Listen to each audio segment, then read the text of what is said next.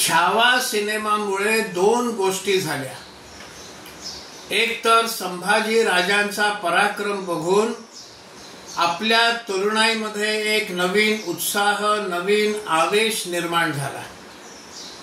दुसरी गोष्ट अशी झाली की या सिनेमामुळे मध्ये गद्दारी कोणी केली, संभाजी राजांना कोणी धरून दिलं हे स्पष्टपणे दिसल्यामुळे अनाजी पंतांच्या नावाने जो एक नॅरेटिव्ह इतके दिवस चालवला होता तो नॅरेटिव्ह सगळा गळून पडला, सगळा निकामी झाला। त्यामुळे आता मग दुसरा नॅरेटिव्ह कुठला याची गरज पडली। अनाजी पंत हे एक सॉफ्ट टार्गेट होतं, पण या सिनेमामध्ये गद्दारी कोणी केली हे स्पष्टपणे दाखवल्यामुळे हे टार्गेट निरुपयोगी झालं। मग आता दुसरं सॉफ्ट टार्गेट म्हणजे मनुस्मृती, आणि मग मनुस्मृतीमध्ये सांगितल्याप्रमाणे औरंगजेबानं संभाजी राजांवर अत्याचार केले, त्यांचा छळ केला आणि संभाजी राजांची हत्या केली, असा एक नवीन नॅरेटिव्ह हा पसरवण्याचा प्रयत्न सुरू झाला।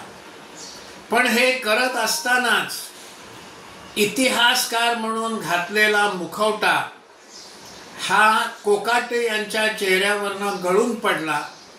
कारण मग त्यांना विचारलं गेलं की मनुस्मृतीमध्ये असं कुठे म्हटलंय, कुठल्या अध्यायात म्हटलंय, कुठल्या श्लोकात म्हटलंय की ज्याच्या आधारे संभाजी महाराजांवर अत्याचार केले गेले। तेव्हा कोकाटे यांची मोठी पंचायत झाली आणि त्यांनी मग हे सांगितलं की मी मनुस्मृती वाचलेली नाही, मी माझ्या तर्काने सांगितलं। म्हणजे तुम्हाला तर्क वाटेल तो इतिहास का? जर तुम्हाला तर्काने असं वाटलं तर मग मनुस्मृती वाचून का नाही पहिली? मनुस्मृतीच्या प्रती उपलब्ध आहेत, जरा शोधून काढायचं, पण ते करायचंच नव्हतं।